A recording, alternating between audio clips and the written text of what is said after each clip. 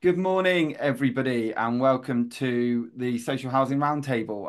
It's lovely to be with you all. I don't know how everyone's doing weather-wise. It's wet and rainy in Birmingham at the moment, but as you'll probably see from my face, I have managed to catch the sun, so I'm not sitting here either permanently hot or embarrassed. I spent one day in Plymouth, and this is just what happened. So, uh, fortunate for all those down on the south coast.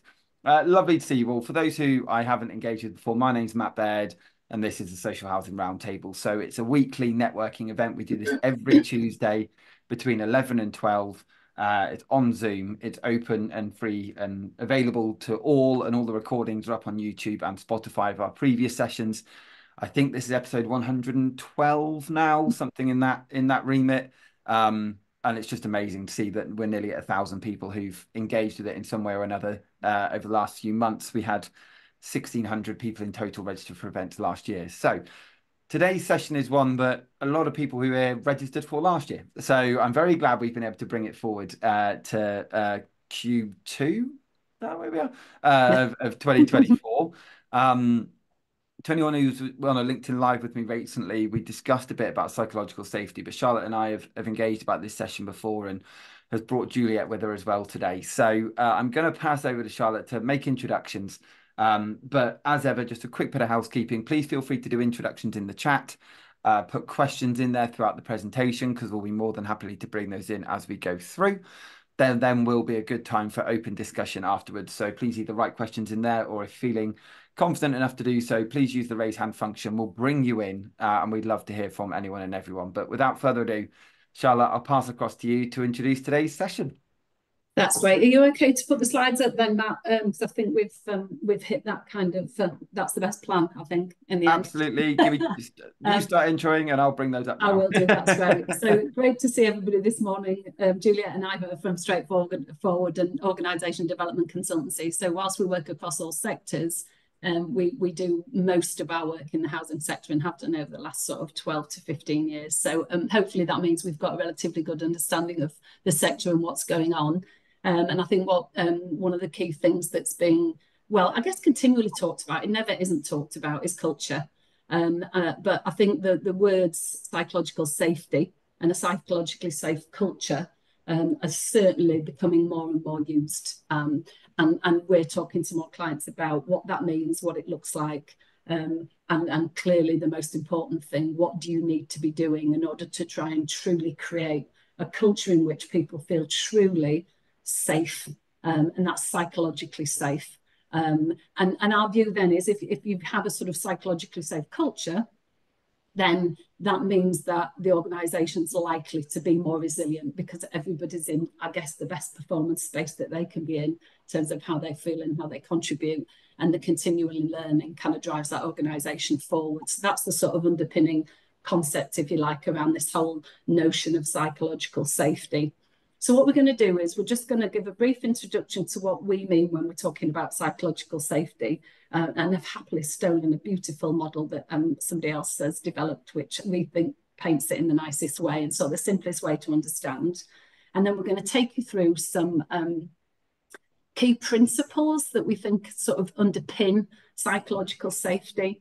The principles have been developed from the way you look at health and safety in an organisation, actually from the nuclear sector, but it's totally relevant for how you then look at psychological safety and the principles that you really need to explore, understand, and embed in order to create a psychologically safe organisation. So, if you can do the first slide, Matt, and I'll just talk you through what we think. So, quite a nice simple model. So 4 stages of psychological safety. They're the things that need to be in play, if you like, in order for the organisation to be psychologically safe for everybody within it. And what you're looking at here is kind of a pathway, if you like. From one end here, we're starting with inclusion. So the whole idea of people feeling very included in the organisation, feeling that they are accepted for exactly who they are. That's about embracing all difference, everybody as they appear, whoever they are, and recognizing and feeling that that's okay to be me. Feeling that they really matter and that what they say, what they do is valued, and that they're really genuinely included in whatever the organisation's doing. And you can see there it also talks about a sort of shared sense of identity with others. In our title, we talked a bit about one team, and what that looks like in terms of psychological safety. If you have this concept of everybody feeling included, then you're part of, and you all feel like you have a collective sense of working together to achieve whatever the organisation's aims are. So that's very much about inclusion and the feeling of being included. Stage 2 is the whole idea of kind of moving that feeling on, if you like, for being included to truly moving on to learning and growing. So that's individual growth, and also obviously organisational growth, but that sense of I'm growing, I'm moving on, I'm learning. And in order to learn, the kind of things you need in process to create that true learning process really is around genuinely asking questions, being curious, understanding what's happening, being able to ask questions and really comfortable in that space, looking for feedback, giving feedback, receiving it well, taking it on board, all of which lend themselves to then being able to do something different, but also being permitted to experiment around that.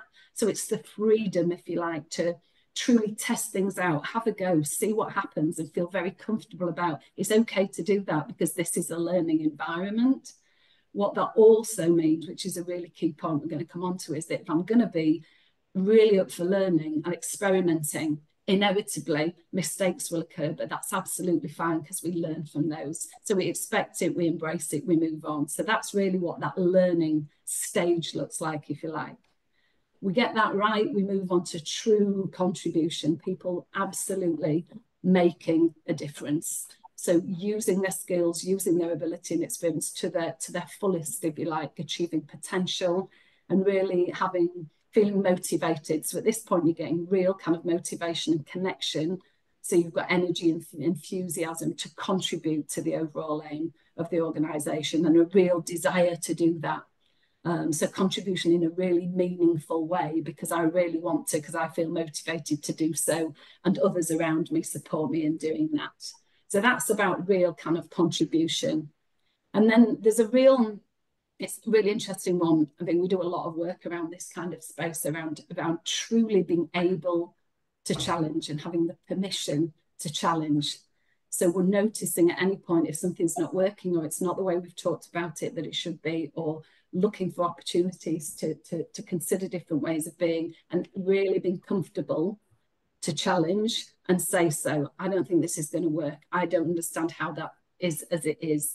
That kind of real sort of push and pushback that we at this stage openly accept. So it's totally okay for me to challenge. People won't be defensive. It's okay to push. It's okay to shift. It's okay to really challenge ways of working and thinking, which then really creates this opportunity to innovate because we can move on and we can challenge rather than that kind of sense of needing to conform or it's always been this way. So you really then, if you like, pushing really forwards in the organisation to take it to a different place wherever it needs to be because you felt comfortable and able to challenge at any point, and we're really just fine with that. So that's when we're talking about psychological safety, two simple words, there's a lot underneath it about different components and different ways of looking at it that help us understand how we might create an organisation that feels and is psychologically safe for everybody within it. So hopefully that makes sense in terms of how we're pitching it. What Juliet's going to do now is kind of take you through 5 key principles that we can almost focus on and build through to start to create that organisation that is psychologically safe. Thanks very much, Charlotte. So if we're okay to sort of move on to the next one. Thanks, Matt. So in terms of these then, there's 5 key principles. And as Charlotte said, originally these were developed within the nuclear and sort of safety sector. But they do play out across all sectors, I think. So if I just play them, they're about a minute each, and then I'll just give you a little bit of a sort of sort of setting the scene, if you like, around what the principles mean. And then at the end of these 5, we're going to open up for a discussion about your reflections really on what you think of the principles and how you think that we can have them sort of come to life, and whether they are coming to life. What's the challenge with this in your workplace? So are you okay to press the first audio, Matt? Is that all right?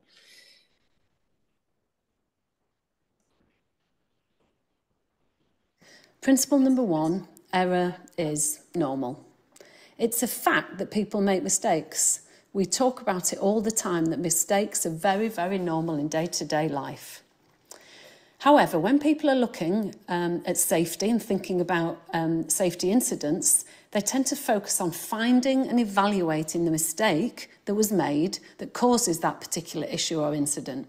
The idea being, if we can locate the mistake, we can build a system that addresses what's gone wrong and fixes that mistake. If we take this further, if we find and fix all the mistakes, then in theory we have a 100% dependable, safe system. This is probably impossible if you think about it, because as we said as the opener, people will and do make mistakes. So, what if we reframed this and said, error or mistakes are not that interesting. They will just happen, always. And what we actually do is develop systems that allow for error and mistakes. What do you think about that? Thanks, Matt. So I suppose just to sort of frame that really, I always think about, a sort of car park. If you imagine a car park, a multi-storey car park, it has sort of a walkway around it normally with a painted picture of a person, and that's indicating where humans should walk to keep safe as they're going back to their car or coming away from the car to go to the workplace. But as humans, we might see our car across the dangerous sort of roadway and just think, oh, I'm just going to break that rule. I'm not going to go in that path, and I'm going to cross over because it's quicker for me to get to the other side. And what we have to do, I suppose, in terms of this principle is recognise that we are humans, we're not robots, and so we will sort of break the rules, if you like. Errors might happen, and I suppose it's really for me about how do we make sure that we've got great processes and systems which allow for errors to be made, because they will be made, and instead of making your processes and systems so rigid and so narrow that errors just sort of cause a massive issue. So that's sort of some of the example. It'd be great to hear your reflections at the end of the audios about this as well. Is there anything you wanted to add on that, Charlotte? No, I think that's sufficient for the first one. Yeah, all right, great. Thank you. So Matt, would you be okay to go on to the next one?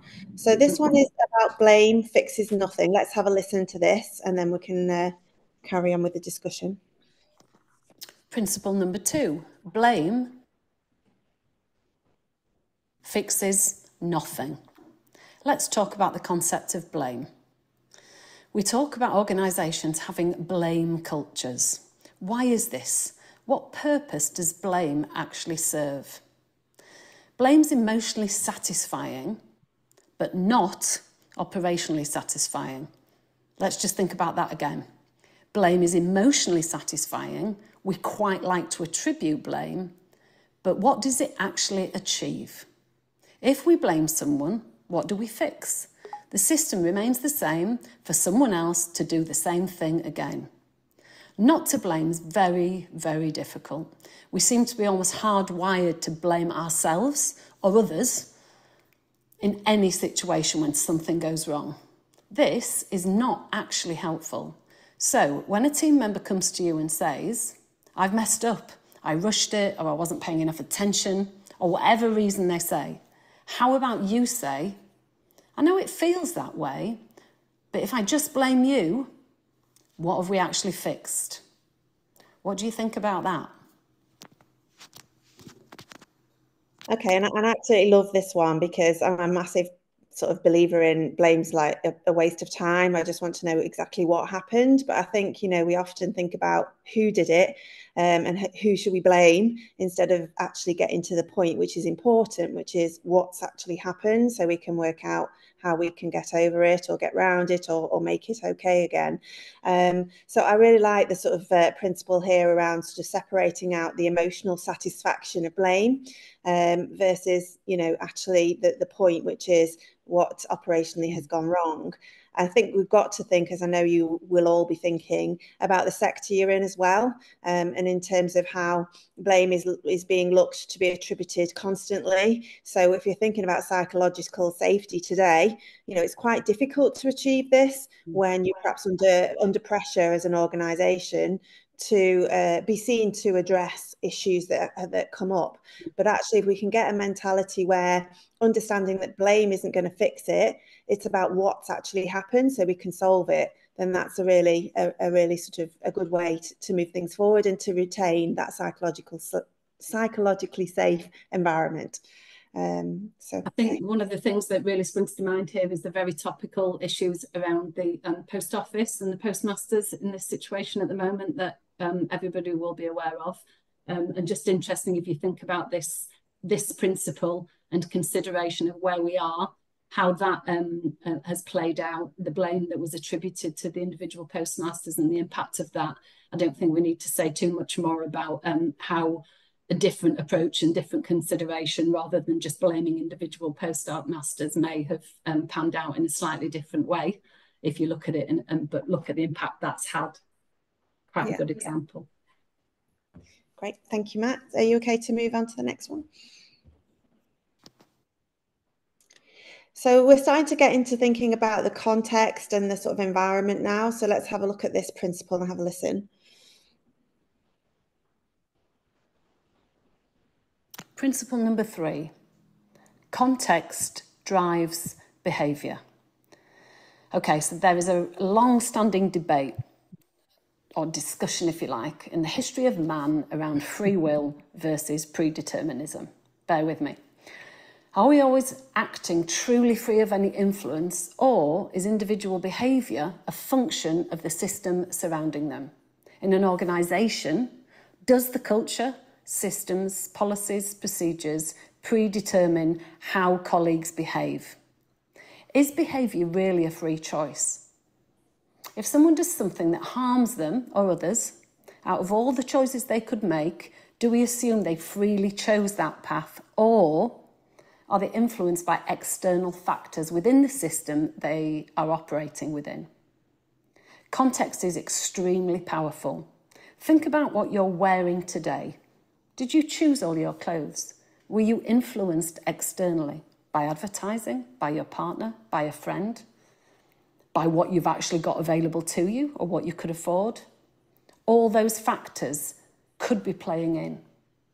What do you think about this concept?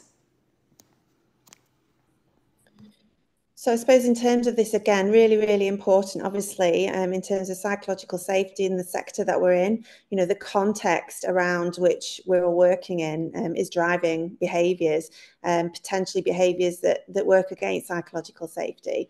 And how can we as individual leaders sort of manage to retain the right context to drive the right behaviours? And it massively comes from you role modelling and then from the environment that you're all working in terms of how you actually set the sort of scene, if you like, for the rest of your staff to be able to build all of those 4 sort of steps to psychological safety that Charlotte went through. So you're living in this context of, you know, potentially not having danger, having danger, but not wanting to have people feel in danger in order to drive the right behaviour around psychological safety. Okay, thanks, Matt. If you could move on to the next one. Principle number 4, learning is key. Now, this is the most important principle to consider. It's a really, really important philosophy, which is all about the ability to learn from yourself. Operationally, we need to look at the reasons mistakes are made within the system and learn from past events. Feedback is key. What went wrong? What do we need to change to make this work next time? Constant review is essential for growth. We fail, we learn, we improve, repeat. Learning is absolutely key to organisational and personal success. As Tony Robbins states, if you do what you've always done, you will get what you've always gotten. Zero learning taking place. What do you think about that? So all of these principles are building on each other. And I suppose in terms of this one, you know, it's about, again, the context might drive a behavior of rushing on to fix something instead of actually trying to learn about what's actually happened. And I think it's quite important when the speaker sort of says what went wrong instead of who went wrong. So in terms of truly learning, it is about understanding what's happened. And I think, you know, for us to really build an increasingly sort of strong, resilient, growing organisation, we've got to be prepared to learn from things that have happened, mistakes that have occurred, to understand why, and then we can put things in place to keep changing. A lot of that stuff in the steps of the psychological safety talk about challenge, talk about inclusion, talk about helping people to learn. But we can only do that if we listen and we set that right environment to encourage ideas from the people who've really actually experienced this. I've just been working with an organisation, a housing organisation that implemented a new housing system. And I was talking to them all. It was to do with a due diligence process around culture. And a lot of the people who were at the front line on the neighbourhood teams were sort of saying, I don't think the people who put this system in actually have ever worked with our customers because, you know, it wasn't working for them, but people were not listening. And then you're getting customers really unhappy and customers not seeing anybody for a long time because the systems weren't helping, but we weren't trying to learn from it.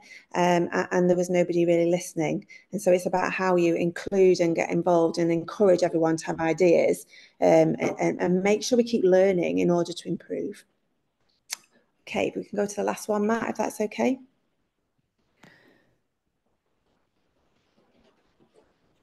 Principle number 5, how leaders react matters.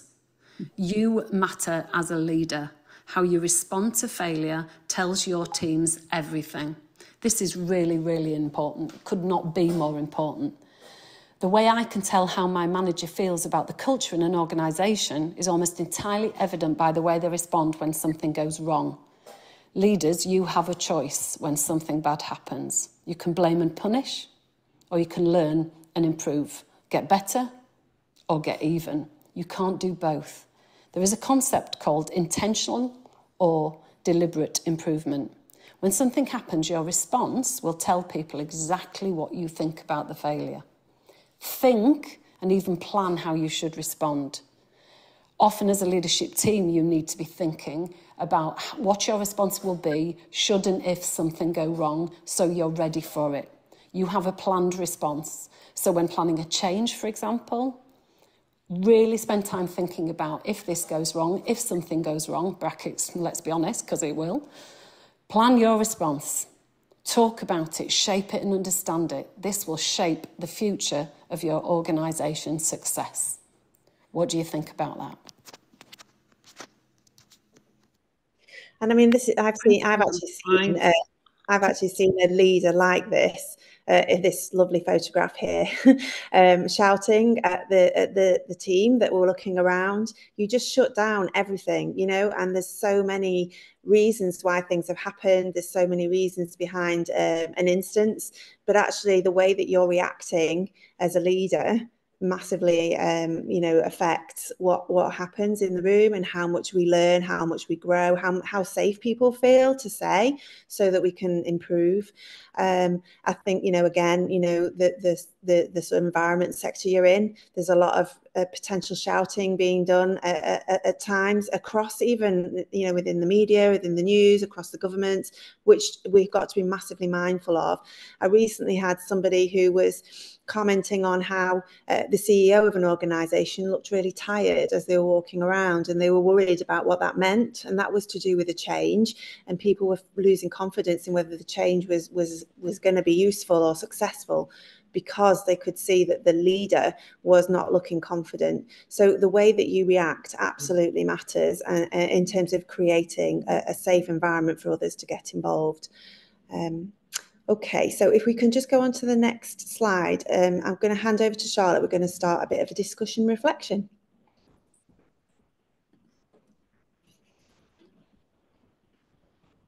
You're I already guess off mute, Charlotte. You're in. so. No, it's fine. I guess really now we've obviously given quite a lot of kind of chat from us about our thoughts and views of what this looks like. I guess what we'd really like to do, the slide was there just as a prompt. I mean, if people can remember the principles, we can take it off and just kind of work with the chat mat or whichever way you would usually work with the discussion, just to start to talk, see what people's responses and reactions are to what we're saying. Absolutely wonderful. And thank you to you both for that, because I think it was a really succinct and easy way to go. These are the key principles of it, thoughts, etc. And I mean, the chat's already been going off quite a bit. There was someone, I think it was Mia said, blame fixes nothing. Focus on the what, not the who. People having to admit their own mistakes and learn from it. But that again is a huge part of psychological safety. And you've mentioned it before. Is creating an arena where it's okay to admit you've made a mistake is huge. And I mean, we discussed it briefly before we all jumped on today, but excuse me, I put up a poll this morning around why people are leaving the sector, moving in the sector so much. And yeah, out of 170 something votes, it's still live if you want to go and vote, and it'll be live for the next week. 175 votes, 60% of people think it's burnout. And so much of this comes from the fact that they want to make change and help shape change, but can't do it. So, one of the things that came up for me in the notes that I've written down, and please, if you wish to come into the chat, use the reaction symbol and click raise hand. Alternatively, physically raise your hand on screen and I'll bring you in, or put something in the chat, and we'd love to have your questions come through. There's that blend between blame and accountability.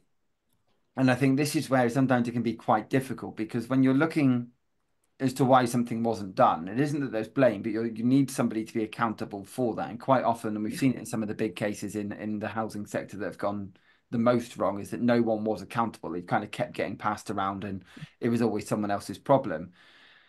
So how do you think within a psychological safe environment you have that balance between blame and accountability, particularly when you're trying to manage upwards? So, we did all we could, but my manager or my director or my chief exec wouldn't allow us to. That's still a form of blame. But how do you get that blend between blame and accountability? I think that's really interesting. I think the point I made right at the beginning is we talked about one team. If you go through the underpinning principles of psychological safety and have all those in play, it's a shared accountability, as in everybody feels responsible for the deal. So you don't get any of the finger pointing. You don't get any of them, well, I did my bit, it fell down when it came to your bit, because you have a strong sense of one organisation. And so it's almost that conversation, that dialogue, that language should not even be on the agenda. Inevitably, what happens is, because we have culture as it is at the moment, accountability becomes the main thing, but with accountability can then be blame. If we've got shared accountability, which is what we're looking to achieve, where everybody's involved, everybody's contributing and being recognised for it, arguably you would hope that that debate about who is responsible does not come up, because you look at the system as a whole. But it's quite a leap to get to, because you need all of these principles fully embedded, and language and behaviour then becomes quite different in what you'd hear and how you'd have people engaging and talking to each other. So it's not you can't just do it. You've got to look at all these components and get people behaving in a certain way. But I think you'll appreciate as well, it's huge emotional intelligence here, because we have to lose, judging behaviours. We have to be really comfortable in ourselves and our contribution, and not be welcomed and supported. We need to give and receive feedback. We need to be open to challenge. We need to not think just because we're in a position of power that we need to know the answers or that we're right. It's that kind of sense of working together that's quite different. I think that lends itself then to quite a different approach and different considerations. Juliet, anything you'd like to add before I bring in Steve? Yeah, no, I was just thinking, I completely agree with Charlotte. I'm just thinking about sometimes people think this means that we have to be soft, and it's not about that. So if you think about sort of degree of challenge and also degree of support, it's not about totally going to being cozy club and soft with people. We have to be absolutely clear on individual accountabilities, but to have a true team of teams, which is what sort of a wraparound in terms of psychological safety, really. If we're all clear what our roles are, then we start to move to what's important, which is the satisfaction of blaming. It's about actually understanding what's happening each time. If all of us are clear on our roles and we're all accountable for delivering our pieces, then it becomes, so let's understand what's happened to make that fall down, if you like. Do you know what I mean? 100%. I absolutely do. Yeah. Steve, I'm going to bring you in. Good to have you with us today. Good morning, Matt. Thanks for inviting me. Shouldn't this be a top-down thing? Because whether it's a meeting chair or a facilitator or leader of an organization or whatever, shouldn't the leaders be demonstrating the way, sorry, I'm trying to be diplomatic here. Shouldn't they be demonstrating the way people should be treated? Yes. Because you may have people on the shop floor, for argument's sake, come up with an idea that may improve production or whatever, but they never receive any rewards for it. The rewards are always given to the people above them. Again, going back to, I think it was Charlotte that mentioned the post office and the postmasters. Now, there was a massive error being made that the postmasters were being blamed for, but it was the leader of the post office that got the rewards from the errors that were being made. Yeah. Now, ultimately, the leader of the post office had to make the decision whether the postmasters were at fault or whether it was a system fault. Now, there was a reward given to her because she said it was not a system fault. Yeah. You can see the whole thing plays out. It does. Yeah, absolutely. But again, going back, if there's somebody on the shop floor that makes a discovery that improves production, it's always the bosses that get the rewards for the foresight, but they've got nothing to do with it. But again, if there's something goes wrong, it's the bosses that have always got somebody below them that are at fault. You know, it trickles down. It does. And I think, you started off, Steve, it absolutely has to start at the top. There's some great comments in the chat about what leadership's about. This presentation that we've just put to you is one that we've is developed for leadership teams, because conversation has to start there. 100% role modeling at that level and embracing these principles is what needs to happen. Somebody's, made the comment, the vulnerability is key. As a strong leader, showing vulnerability, not thinking that you have all the answers and that you're right, is absolutely what it's about. Welcoming and encouraging challenge, reinforcing and rewarding when people do come up with ideas, even if they won't work, it doesn't matter. It's about that flow, isn't it? And support for everybody, and people behaving in the right way. And you can't, it's very hard to tackle from the kind of lower levels within the organization, because inevitably position power comes into play. So absolutely, if leadership, taking it on board and setting the tone, talking the talk, the language that is used, the way in which you embrace and encourage feedback, give, receive, and where you take on challenge, etc., is absolutely critical. So you work together in making it happen. But yeah, really difficult to achieve a bottom-up approach on this one. But it's essential, though, isn't it? If you have a truly psychological safety culture, then you have strong leaders who recognise, as somebody said in the chat, that they haven't got all the answers. They involve everyone, include them, seek challenge and give challenge, but it's all equal.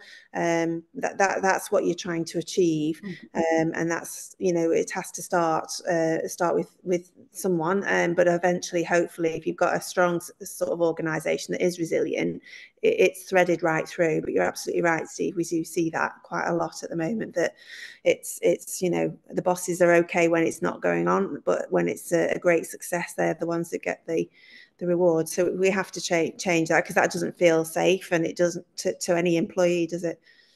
Ego. No.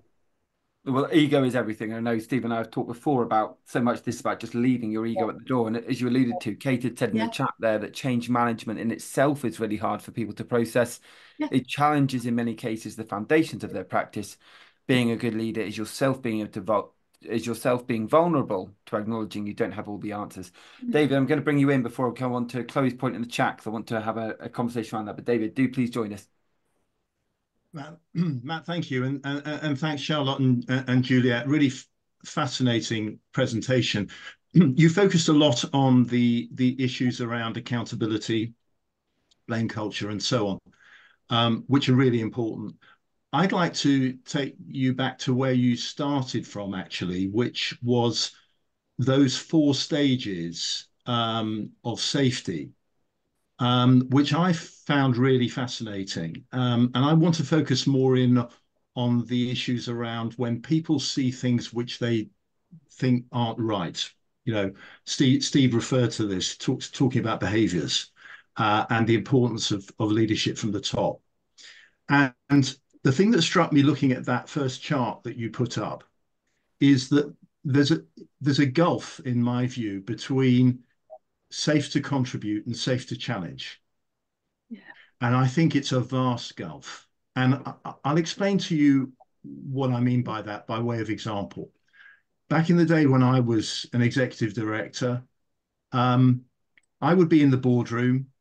We're talking a long time ago now, so things were rather different. But there were lots of behaviors that one really didn't like to see, and certainly would be considered unacceptable today.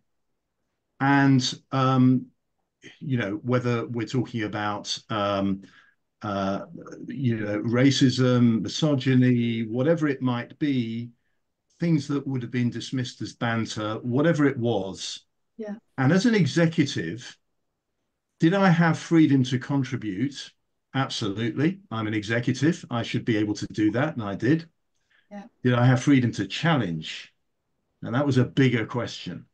Does one feel safe, even as an executive, to challenge in situations like that, either in the meeting or after the meeting? No, it was very difficult. This is something I've admitted to myself many times since. Nowadays, I'm a non-executive. As a NED, I have complete license. I have complete freedom, as far as I'm concerned, to challenge in those situations. But for most people, that possibility just isn't there. That's what I mean by the gulf between safe to contribute and safe to challenge. And I wonder how you would approach that. What advice you would give? I think I'd absolutely agree with you, and sadly, I'd agree that even though what you're talking about was a long time ago, there's still those things happening now. I think it's about collective, open discussion at an exec level that this is the way we're going to be. So it's not a covert operation. The principles that we talked about, for example, imagine as an executive team sitting around and saying, this is the way we're going to be, this is what it looks like, this is what it doesn't look like, and we will all collectively adhere to that, if you like. So that the discussion that says, when this happens, it's okay to do this. When challenge happens, we must challenge in this way, because it needs to be a respectful challenge, because that's the other thing. It's hard to challenge without offending. You need to be good at challenging. So we have to learn how to do it, and do it in a positive way that is still saying what you need to say.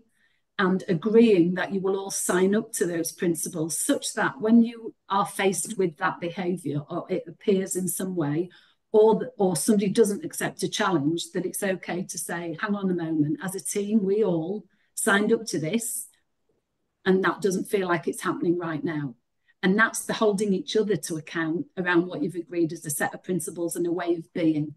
And I think it needs to be really, really open and honest and discussed and agreed, and then continually brought back by all team members.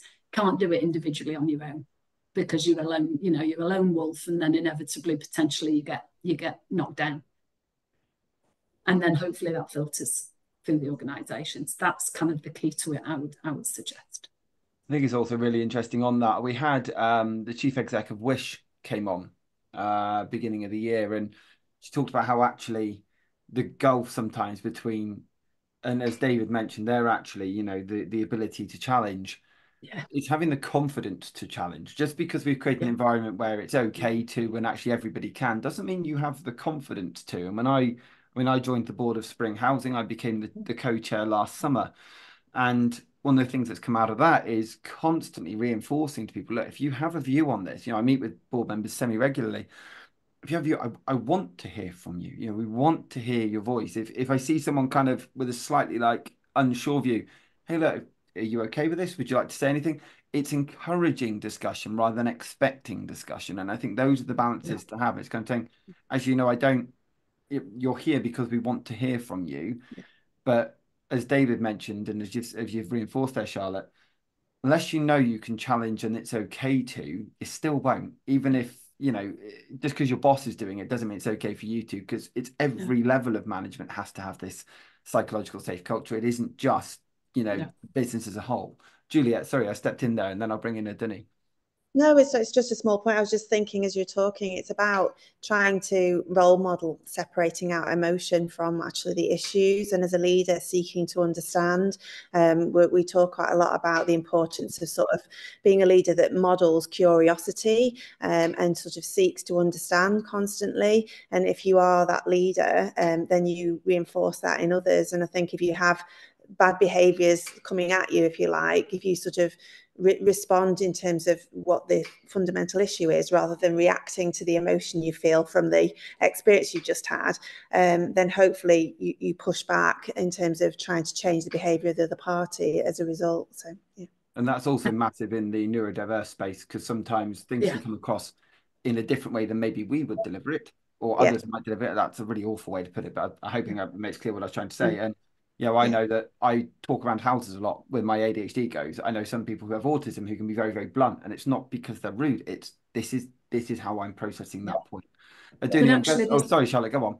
No, for me, there's something about we talk about challenge, but actually challenging positively is an art. You need to really think about the language that you use and how you pitch in the challenge in order to get the appropriate reaction from the person you're attempting to, you're putting the challenge to.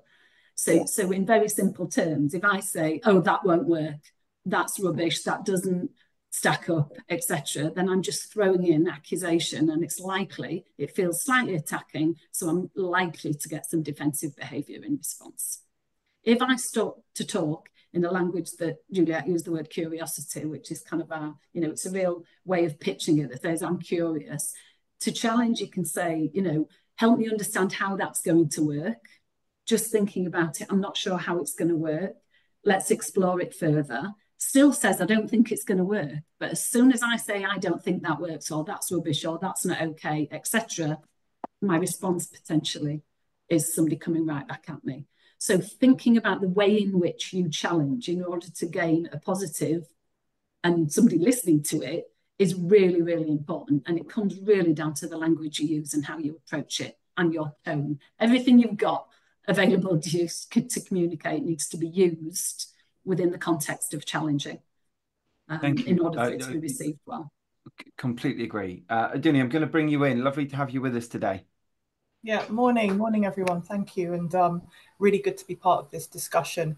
And I think this is a really fascinating discussion, because often with subject matters which centre around things, we are in essence talking about emotional intelligence.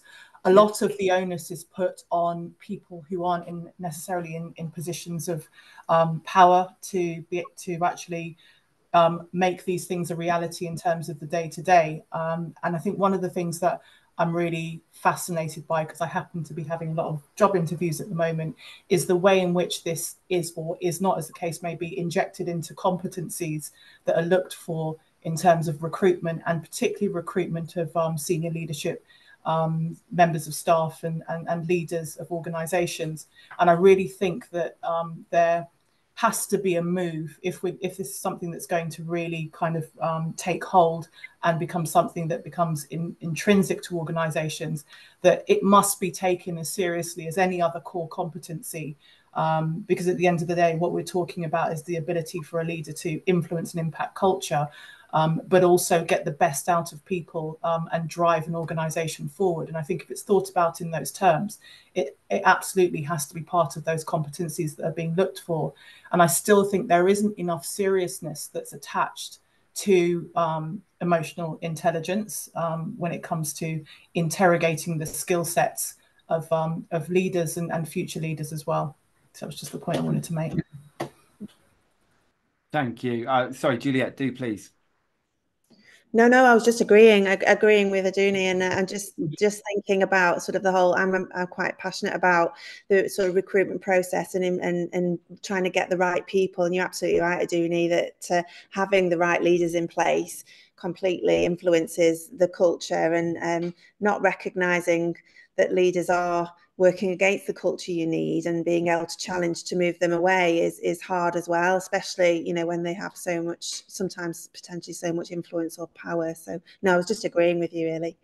Fantastic. I mean, the day-to-day, I'm a recruiter. That's what I do. So if I can help, please say, you know, my business, the reason this stays free is because many of you use me for your recruitment, and the funds go straight back into this. It's why I volunteer with Spring. You know, the whole idea behind a lot of what I'm trying to do is to properly use funds to give back into the sector. And recruitment is one of those areas where we can do so much better when it comes to psychological safety, but we can also do much better when it comes to inclusive recruitment. I'm forever urging businesses to say, you know, release questions in advance, because why not? You know, what are the problems that you're having there? I know it's not the way we've always done it, but end of the day, are you trying to think of how quickly someone can think on their feet about a strategic decision that's normally someone would have months to think about? Are you thinking about how someone would do something day to day? All of these things really, really matter. And when you can walk in and you can feel, ironically, psychologically safe in an interview to question the business as well, to make sure it's the right business for you, you're going to get a candidate that is better for your business every single time. There are some points in the chat that I want to make sure we raise, because we're moving into the last 10 minutes. So just jumping back a little bit. So Chloe had said, how would you get and encourage others to think with this mentality? I think a big problem is that a lot of people want to work together, but you still encounter individuals who have the I've done my bit mentality, and I feel it can be hard to get them to see things from another perspective. So we'll quick fire these questions, but yeah, Charlotte, Juliet, what do you think?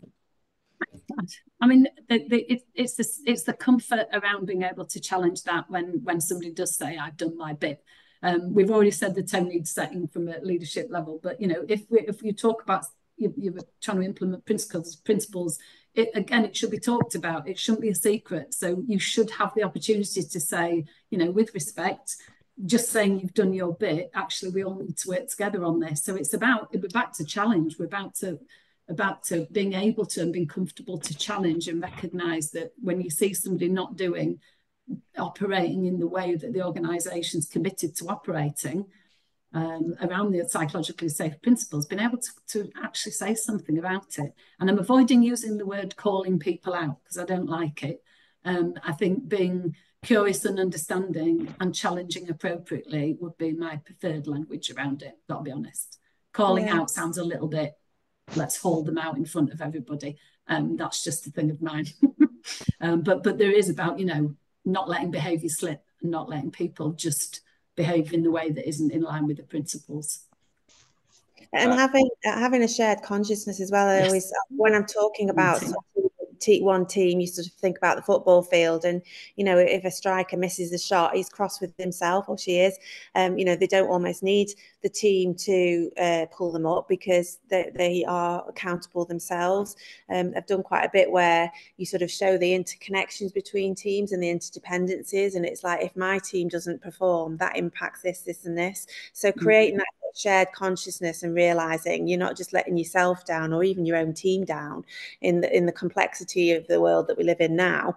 You're letting down an awful lot of parties. So it's creating that shared consciousness, I think, within the accountability page. Thank you both. Question from Mark. How should organisations look to encourage people to move away from their natural starting point across the spectrum of automatically blaming yourself or automatically blaming others, which ties in, I think, very nicely to what you've just mentioned? Yeah, it's the same again. It's challenge, isn't it? It's the you know, we made the point on the slide that said when somebody blames themselves or blames somebody else, it's saying, how's that helping us? Where does that get us? So, but it isn't a societal norm. I think quite often there is, but there has been for so long, and politically. Oh gosh, yeah. You know, and that is unfortunately some of the problem we see, is that politically it is always someone else's fault, or it's the fault of someone or something else. You know, that idea, and it's why it comes back to that point I made earlier. And I think there's a big problem with it in housing, is accountability, and kind of saying, actually, you know what, I'm going to take accountability for this. And you know, I've seen it though on the flip side. I've seen chief execs on Twitter and or X or whatever it's called now, and on other platforms, you know, when they've been called out, chief execs, Aileen Evans was one. I recently saw it when Quajo put something up about Grand Union. She was the one that responded, said, there is another side to this. Let me have a discussion with you. When are you free to talk? And the chief exec immediately went, that's on me. This is my business, and I'm leading on this. And that's what you want to see. You know, if I'm an employee in that business, I'm like, brilliant. She's leading from the front, and I'm seeing that in terms of authenticity. And then as long as that is then, and I have no doubt that it was, brought back into the business in terms of an open discussion going, right, how did we drop the ball here? Where have we let, you know, the tenant down, and what can we do collaboratively to fix it? All views are welcome. Then you can move forward. The problem is it's whether or not that is then the view you're putting out to the public is the same as the one that's internal, and that's a whole nother conversation. But you know, I couldn't agree with you more, Charlotte and Juliet. I really couldn't. The questions are flying in, and we're going into 5 minutes. So Ibrahim, there are some organizations who only focus on reputation. They deny if things are wrong and show quick wins and some cool words. In the post office scandal, that's what mattered, in that they couldn't admit it was the IT system. Always see a CEO come out when someone has gone right, but when it goes wrong, they always have a spokesperson. So how do you be brave as a leader and be willing to go, actually, I can say this, and it doesn't mean I'm also going to lose my job? Because we do forget that, you know, just because you're at the top doesn't mean you're also worried about losing your role or something along those lines. It's about that leader's vulnerable, isn't it? You know, that we talked about before. And, you know, there's been even little trip ups I've made in this presentation, and I've thought to myself, oh, I've got the words wrong. And then I've literally said to myself, but I'm human, you know what I mean? And everybody could have made trip ups and things, but we do need to be sort of accountable as well, and sort of recognise, you know, I have to hold my hands up and say, I've made a mistake here. I think people appreciate that a lot. So that's part of being vulnerable as well. And we're down to, you know, leadership's not easy. It requires sophistication. We've mentioned emotional intelligence. Somebody else has put in the comments about you've got to leave all any, you know, preconceived views, judgments, opinions to one side. You know, you're role modeling behaviour that people can then pick up and understand and take on board as the way we do things around here. And it is a tough gig. So whilst leaders are obviously human and they'll make mistakes, and that's fine, as long as they own them and understand them, but as long as they're trying very, very hard to be fair, to be honest, to be open, to show vulnerability, to act in the best interests of, you know, it is quite a sophisticated role being a leader in an organisation, and recognising that and taking it on in that way is really important. It's not just about operational, strategic knowledge, experience. It's about the way that you behave and how you bring the organisation with you.